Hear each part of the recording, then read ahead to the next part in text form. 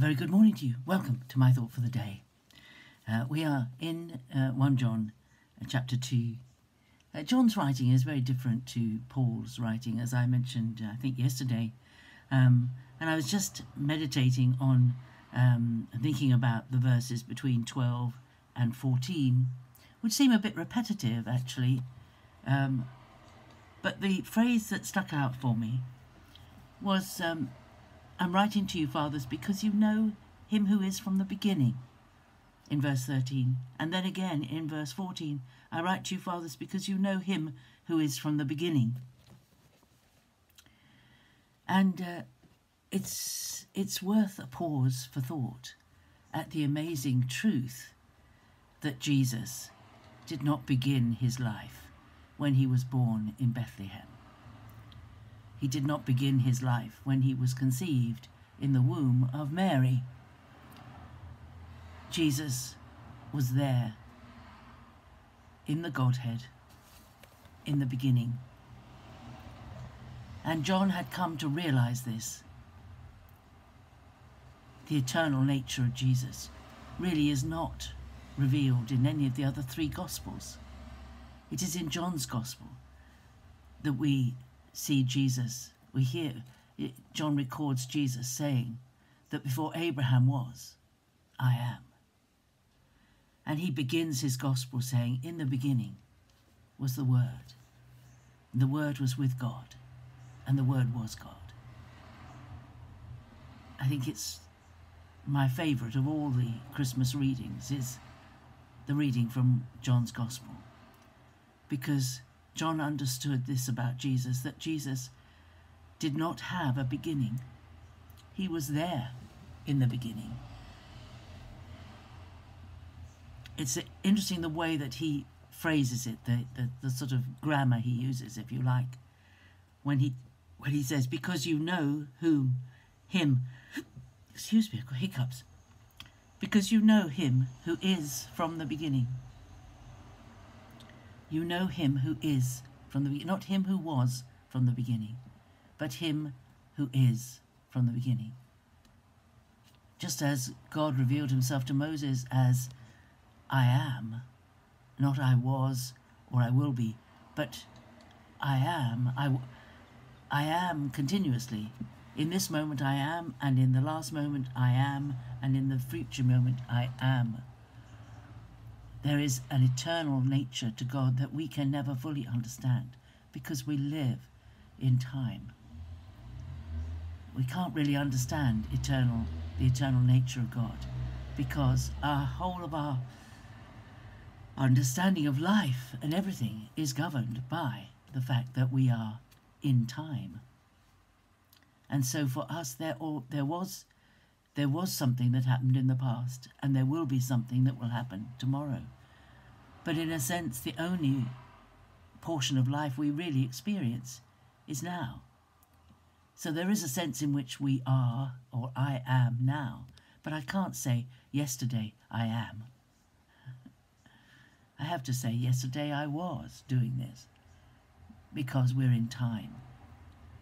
It's very difficult to understand. But John had a real grasp of this, and even in the way he writes about Jesus, he cannot write about Jesus being in the past tense, because Jesus is from the beginning.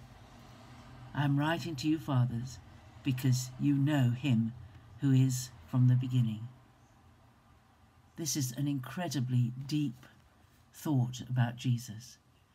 There was never any time when Jesus was not. There was a time when the physical body of Jesus did not exist because he was conceived in his mother's womb by the Holy Spirit, and he became flesh. There was a moment in time when his physical being began. But that's very different to who he is. He is the one who is from the beginning. It takes some thinking about. It underlines the amazing nature of Jesus. that he is. He is the one through whom the world was created. He is the word that was spoken by God.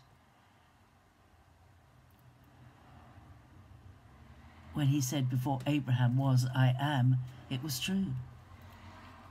He saw it all. He saw it all. He was there in every moment of history. And there are moments in the Old Testament when there is an appearance of a physical manifestation of God, which many people, and I include myself, know are a pre-incarnation appearance of Jesus in the flesh, because he's taken the flesh, the human flesh that he was born into. He's taken that into eternity in a glorified body. He took that body with him when he went to heaven, when he ascended. There is no place where the physical flesh of Jesus is laid to rest. There is no tomb we can go to. It's always an amazing thing to me that people go on pilgrimage to see the tomb that is empty and venerate an empty tomb. I know there's a sense in which it is the most amazing thing to think that he didn't stay in the tomb, but the reason, I think one of the greatest reasons why nobody knows for sure where Jesus was laid to rest, and there is some controversy over whether the place that is venerated as the site of the body of Jesus laid to rest, there's disputes about whether that is true. And that's because for the early disciples, they never visited the empty tomb. He wasn't there. They only visited it on one day, and after that they forgot all about it. They didn't commemorate it. They didn't build a chapel over it, or they didn't go regularly to visit it and honour the place, the empty place where he'd been laid to rest. They never did it. That's enough of my thought for the day, but this wonderful thought that Jesus did not begin. He was there. He is at the beginning. He is at the beginning. Mind-blowing. Have a great day. I'll see you tomorrow. Bye-bye.